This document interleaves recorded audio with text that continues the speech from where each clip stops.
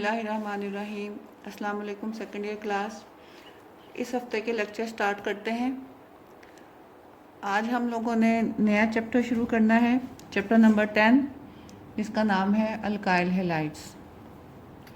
Alkyl halides का nomenclature हम discuss कर चुके हैं इससे पहले काफ़ी डिटेल से। तो आज हम पढ़ेंगे प्रेपरेशन ऑफ अल्काइल हैलाइड्स।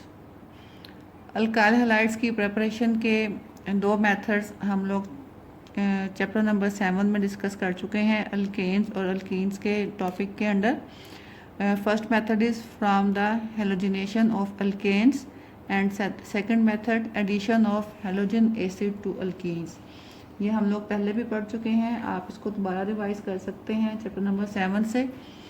आज हम नया मेथड देखेंगे, preparation of alkyl halides from alcohols.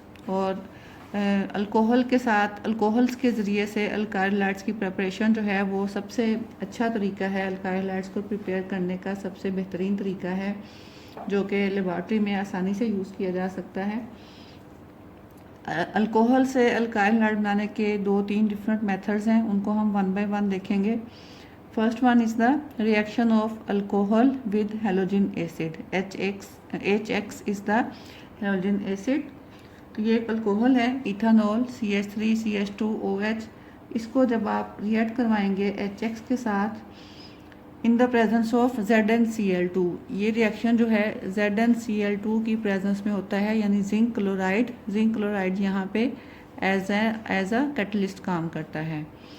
तो ओवरऑल रिएक्शन में क्या होगा कि अल्कोहल का ये जो हाइड्रोक्सिल ग्रुप है ये यहाँ से अलग हो जाता है और ये HX के हाइड्रोजन के साथ मिलकर वाटर की फॉर्म में आ जाएगा और यहाँ पे कार्बन की जो वैलेंसी खाली हुई है वहाँ पे हाइड्रोजन एटम अटैच हो जाएगा। So we will get CH3CH2X। X means कोई सा भी हाइड्रोजन एटम। तो ये आपके पास एक अल्काइल हैलाइड बन जाएगा। Second method is the reaction of alcohol with thionyl chloride. This compound SOCl2, इसका फार्मूला है, मैंने इसको यहाँ पे ज़रा एक्सपेंड करके लिखा है, SOCl2। SOCl2 is called as thionyl chloride. तो इसकी स्ट्रक्चर इस तरह से होता है। इसका स्ट्रक्चर क्लोरीन साथ में सल्फ़र के साथ अटैच है, दोनों साइडों से सल्फ़र के साथ 2 क्लोरीन्स अटैच हैं और एक डबल बॉन्ड के साथ ऑक्सीजन अटैच है। थायोनाइल क्लोराइड को जब हम रिएक्ट करवाते हैं अल्कोहल के साथ तो यहाँ से एक क्लोरीन जो है वो अटैक करता है इस अल्काइल ग्रुप पे और यहाँ से ये OH ग्रुप जो है वो अलग हो जाता है। तो ये बन जाएगा आपके पास RCl, एक अल्काइल हैलाइड बन गया। उसके बाद यहाँ से जो OH अलग हुआ है और यहाँ से जो बाकी ग्रुप बचा है SOCl, ये मिलके बना देंगे सल्फ़र डाइऑक्साइड और HCl यानी हाइड्रोक्लोरिक एसिड। ये मेथड जो है ये अल्काइल हैलाइड्स को तैयार करने का बहुत ही अच्छा मेथड है क्योंकि इसमें जो आपके पास बाय प्रोडक्ट्स बनती हैं, यानी कि 2 बाय प्रोडक्ट्स यहाँ बनती हैं, सल्फ़र डाइऑक्साइड और हाइड्रोजन क्लोराइड, दोनों गैशियस फॉर्म में होती हैं। तो इनको आसानी से जो है वो प्रोडक्ट से अलग किया जा सकता है और हमारे पास प्योर प्रोडक्ट आ जाती है। Third method for the preparation of alkyl halides from alcohol is the reaction of alcohol with phosphorus trihalides and phosphorus पेंटाहैलाइड्स।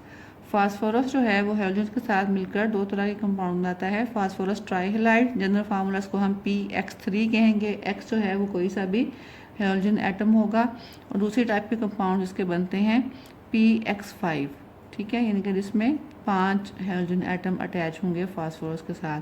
तो PX5 और PX3 दोनों टाइप के कंपाउंड जो हैं ये रिएक्ट करते हैं ये अल्कोहल के साथ to give us alkyl halides.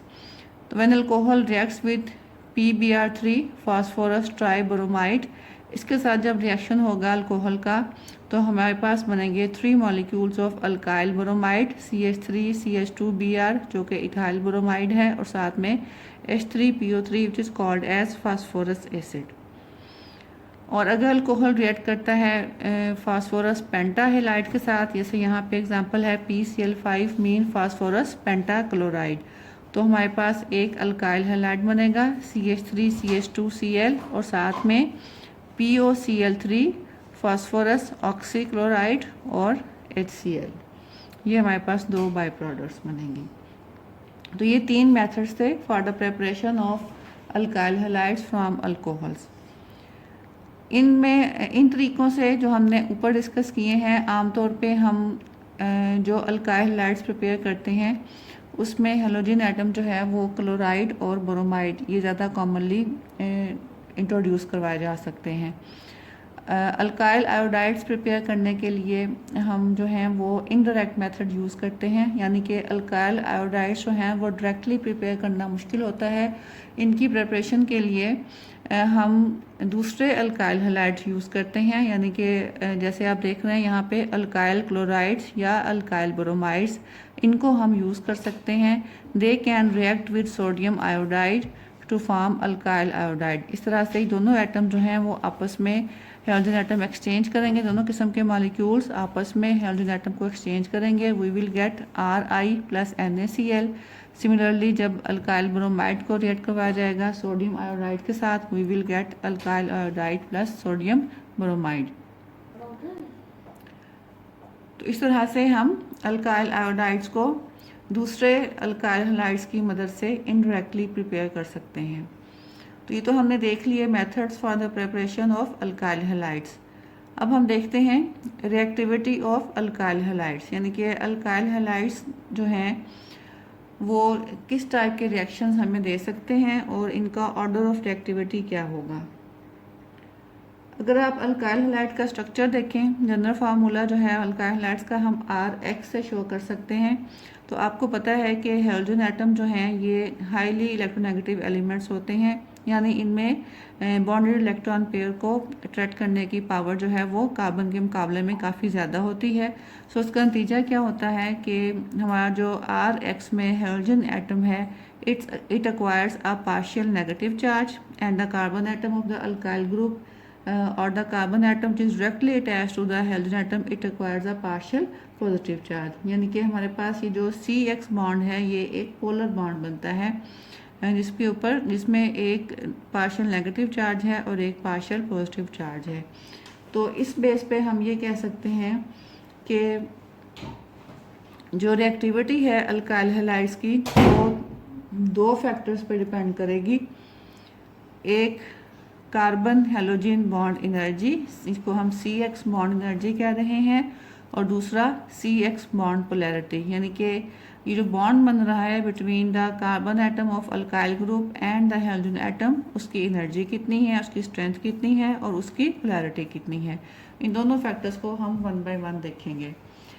अगर आप बॉन्ड एनर्जी की बात करें तो अगर हम बॉन्ड एनर्जी को देखें तो जो डिफरेंट टाइप के हेलोजन एटम्स के साथ बॉन्ड बनता है कार्बन का, यानी कि bond of carbon with fluorine, bond of carbon with chlorine, bromine and iodine, उनमें से सबसे स्ट्रॉन्ग बॉन्ड जो है वो CF बॉन्ड होता है। उसके बाद बारी आती है CCl बॉन्ड की, उसके बाद CBr बॉन्ड की और उसके बाद CI बॉन्ड की। तो आपको पता है कि जिस बॉन्ड की स्ट्रेंथ कम होगी, बॉन्ड एनर्जी कम होगी, उसको ब्रेक करना सबसे आसान होगा।